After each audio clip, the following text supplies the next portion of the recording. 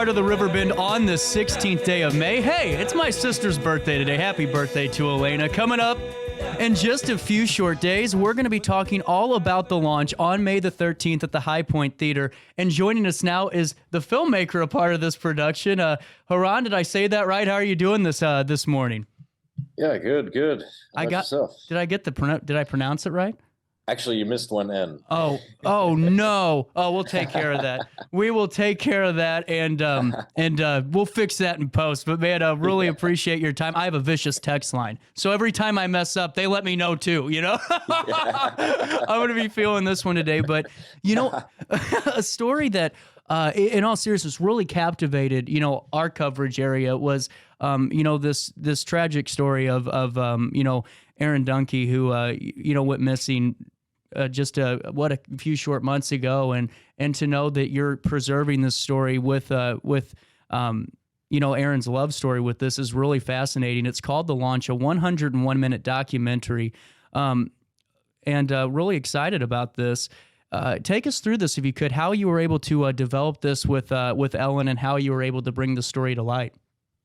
Yeah, I mean, it was basically sort of an accident, really. It was all very loosely from beginning to end, the way that it developed, and then the way that I wound up editing it, very, very much unplanned. And I basically drove down to Texas. I had just kind of, in a strike of luck, which I didn't know at the time, had been laid off of a different video job, and so I went down to Texas, and I was like, I hear this expedition's about to start, so I'll just take my camera down there and start shooting away and see what happens. And it wound up going from something that I thought would maybe be a bunch of archival footage or like a short promo or something to a full-fledged feature documentary. So Wow.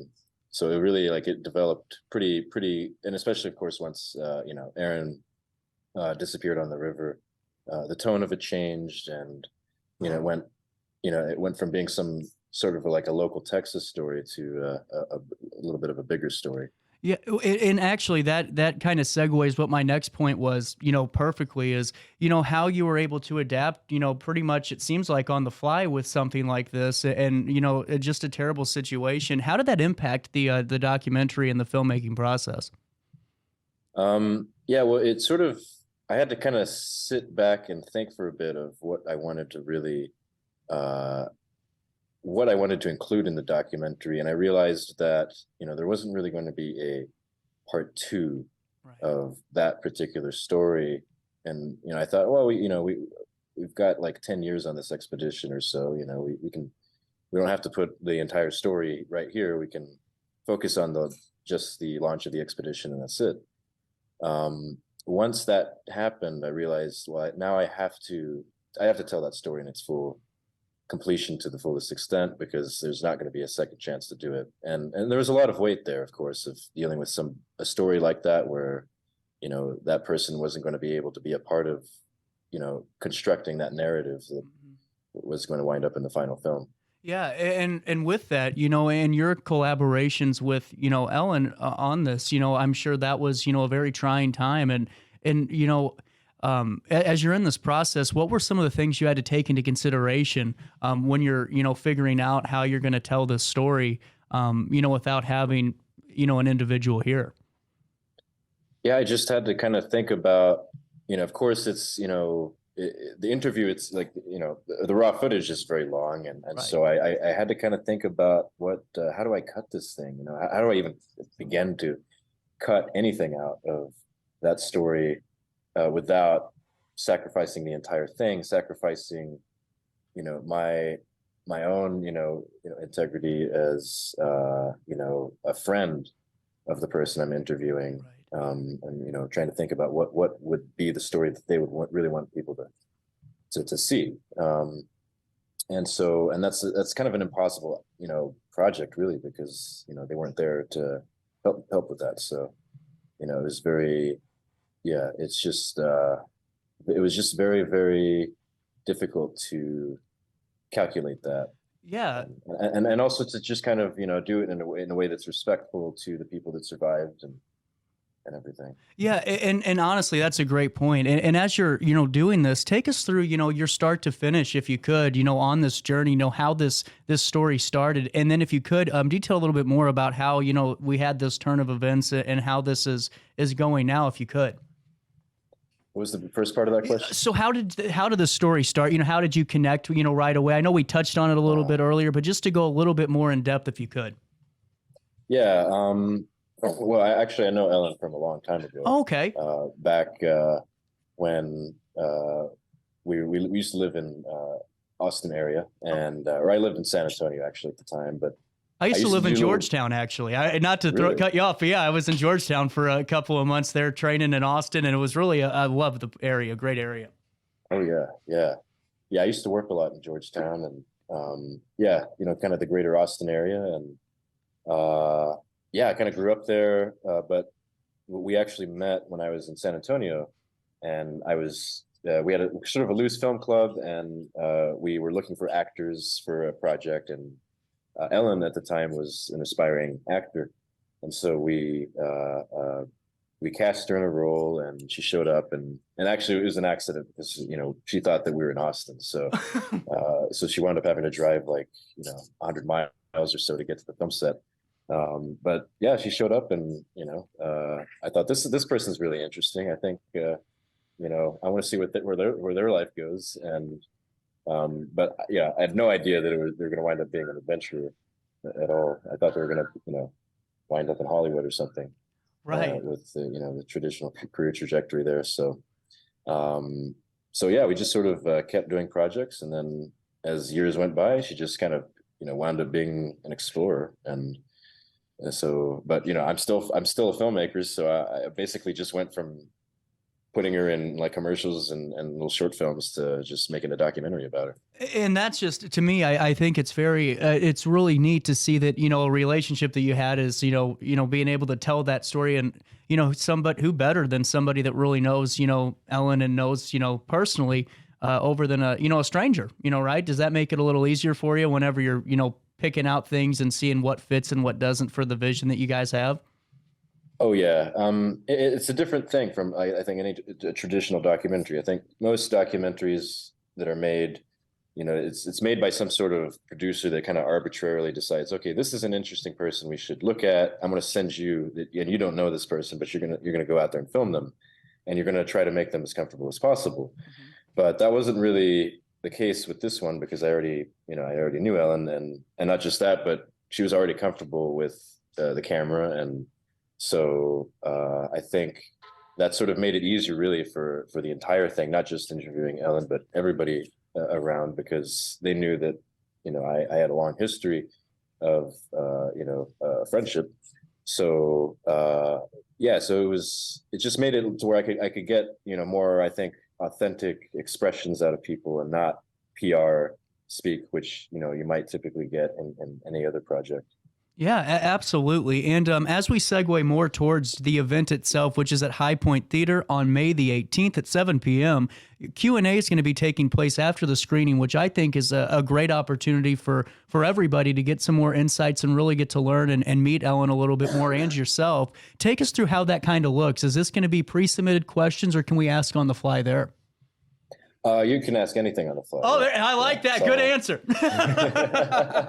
It's completely open. There you go.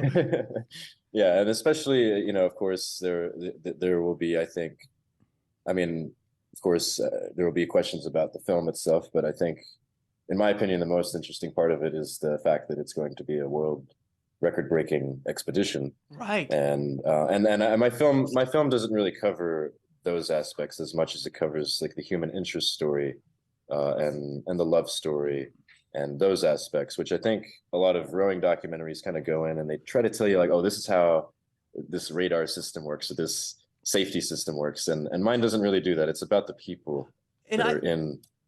Not to cut you off, but I really mean this. I think that's why I gravitated towards this, because we get things, sent to us a lot about different documentaries and things being made. But whenever I saw this, I went, we have to talk. because to me, the aspect that you just mentioned is more valuable than any other. And, we'll never know the feeling that, Ellen went through during some of these, things that are going on, and that story as a whole, I think is going to really bring more out of that than just, like you said, that informational based, documentary. And it's got to be for you.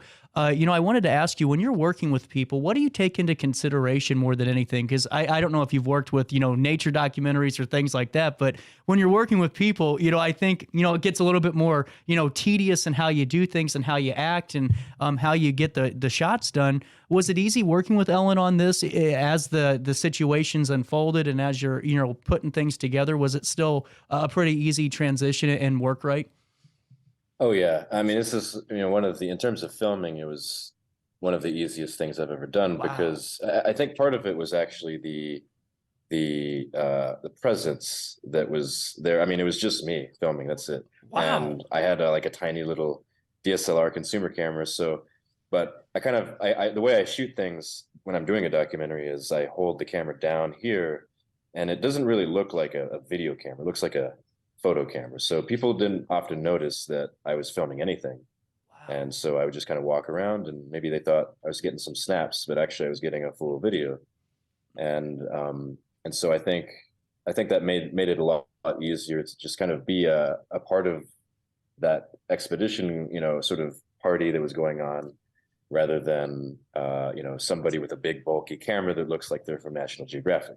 I was actually going to ask you that if equipment came into mind with that, and you're right. To me, you're just thinking, if I had somebody a little bit nonchalant, a little bit more discreet with how they shoot, compared to, all right, bring out the big 4 network television crew and act normal, act like we aren't here, But I think that's very very unique. And also unique about this too is Ellen's boat, the Evelyn May, will be parked in front of the theater through the duration of the screening. How are you guys able to work that? Was that something that was added later? Or was that already the thought when you're announcing this debut?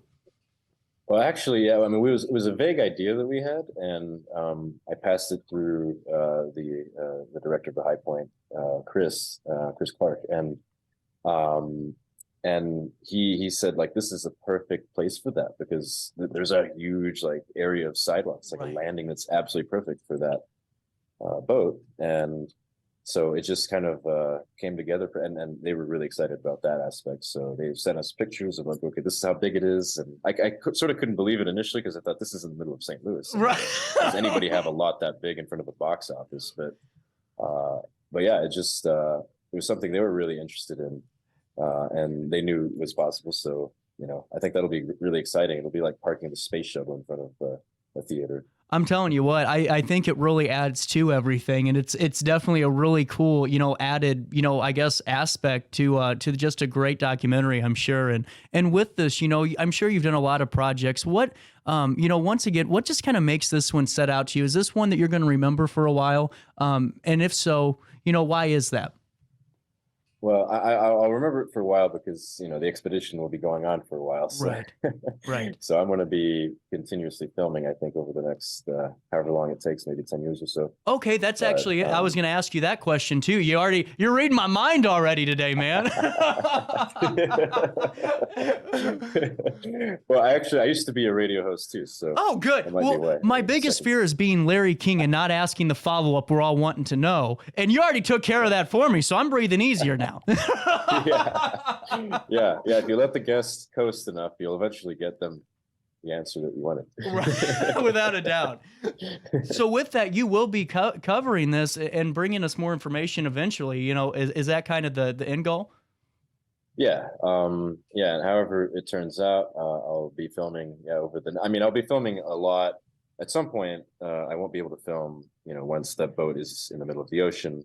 Right. Because there's just no way you can get out there. And at that point, in most respects, Ellen will be the director of that sort of second film, because she'll have the cameras on the boat, and we'll sort of decide what to film, what not to film, with limited resources out there. So, that'll be a very different project from filming on land. Yeah, without a doubt. And with that being said, we got a couple of minutes left, and just so insightful. And I really appreciate your time, because I love talking to filmmakers as a whole, and to hear this was just one that really piqued my interest. And I guess not to pitter patter around it, just to be honest about it, whenever you're talking about something like this, how was it, taking, Ellen's thoughts into this? I mean, this, as search is, you're still going to be out there, how do you take that into consideration? I'm trying to find the best way to really phrase this question, with knowing, there's two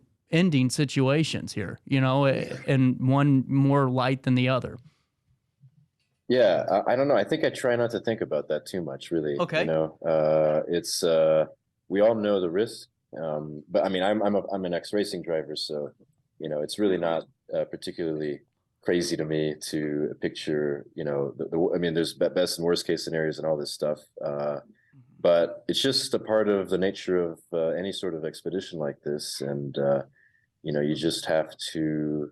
You have to know as much as possible, and you have to have confidence that, I mean, when in any sort of expedition or adventure type activity, you just have to have faith that the person knows what can go wrong. And I think when you have an idea of what can go wrong and what you can control, what you can't control, you're a little more at peace than it's not a roller coaster or anything. I mean, Yeah. So, but that being said, I think, there are people that have crossed these oceans that are in their 60s. Yeah, I think I'm pretty confident that, if people like that can cross with, physical ailments and, fatigue, then I think it's really, Ellen's in the best position of anybody that's attempted to ever probably to complete it. So Yeah. I think it'll be all right. Yeah. Yeah, absolutely. And that's a really great insight. And with that being said, we got about a minute left in this conversation. If you could overview the event for us.